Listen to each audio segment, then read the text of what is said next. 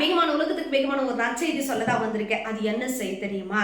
பாருங்க, யோபு 29வது அதிகாரம் 2வது வார்த்தை இப்படி இருக்கு. சென்று போன மாதங்களிலும் தேவன் என்னை காப்பாற்றி வந்த நாட்களிலும் எனக்கு உண்டாயிருந்த சீர் இப்பொழுது இருந்தால் நலமா இருக்கும் என்று யோபு சொல்றாரு.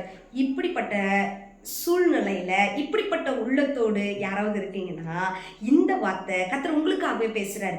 அப்படி என்னது இதுல எழுதியிருக்குன்னு கேட்டீங்கன்னா, சென்று போன நாட்களின் சீர். போன மாத வரையிலேயே நான் நல்லா தான் இருந்தேன், போன வார வரையும் நான் நல்லா தான் இருந்தேன், போன வருடத்துல எனக்கு இருந்த சீர் எப்படிப்பட்டதா இருந்துச்சு தெரியுமா?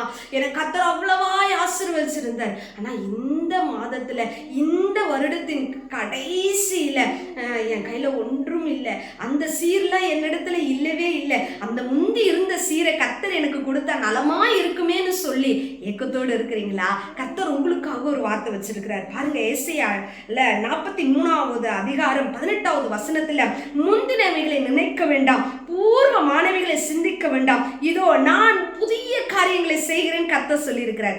முந்தினவைகளை நினைக்காதீங்க, பூர்வமானவைகளை சிந்திக்காதீங்க. யோபுக்கு முந்தி இருந்த எல்லாவற்றிலையும் கர்த்தர் இரட்டத்தனையாய் கொடுத்து ஆசீர்வதித்தார். இன்றைக்கும் இந்த வார்த்தையை கேட்கிற உங்களை பார்த்து கர்த்தர் சொல்லுகிறார், புதிய காரியத்தை கர்த்தர் செய்ய போகிறார். புதிய வருடத்துல புதிய நாட்களில் உங்களுக்கு புதிய காரியங்களை கர்த்தர் செய்ய போறார். இதுவே உங்களுக்கு நற்செய்தி. பிரைஸ் எல்லாம்.